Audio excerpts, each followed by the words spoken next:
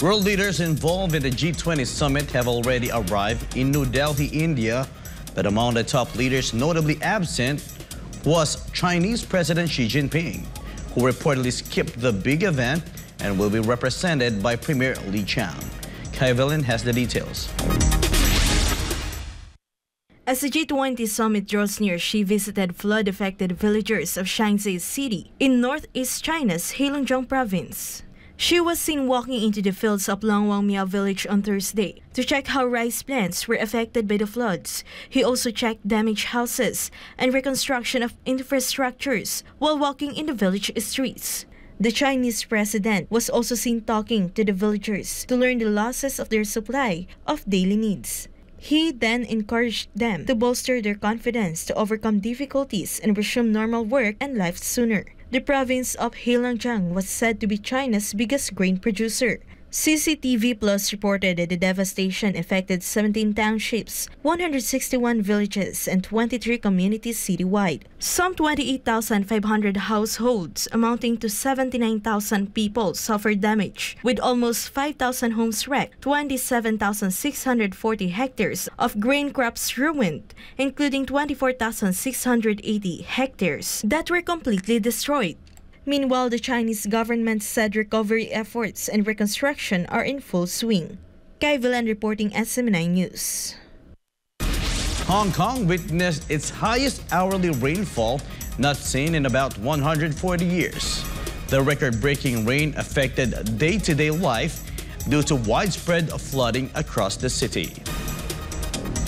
Hong Kong has marked its longest black rainstorm warning and put into force the highest level alert on Friday, with much of the city suffering the impact of the heaviest rain in more than a century. The severe weather hit the densely populated city of 7.5 million on Thursday night.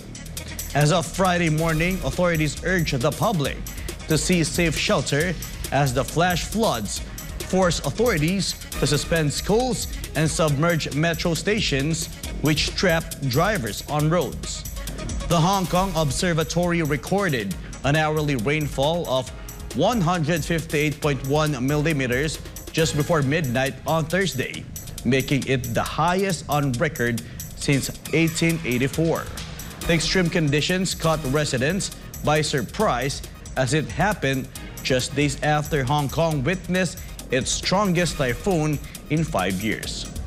The record-breaking rainfall was brought by Typhoon Haikui, a tropical cyclone formed over the Pacific Ocean on August 28 before it started moving west toward central Taiwan. The typhoon has killed at least 2 people and displaced thousands of others. Earlier this week, senior officials of Japan and China exchanged words during the ASEAN Plus 3 summit following Fukushima wastewater release issue. Kent Hashimoto files this report.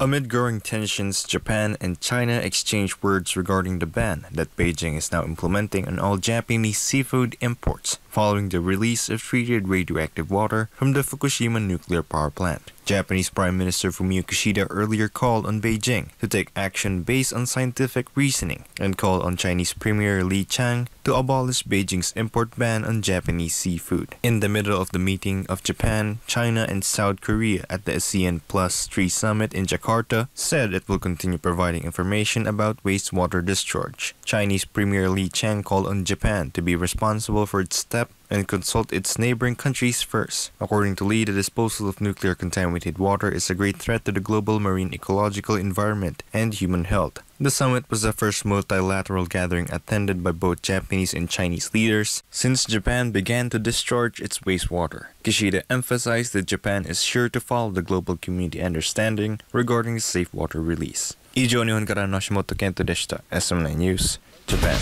North Korea reportedly launched its very first tactical nuclear attack submarine and was presided by its leader, Kim Jong-un. Alisa Torres reports.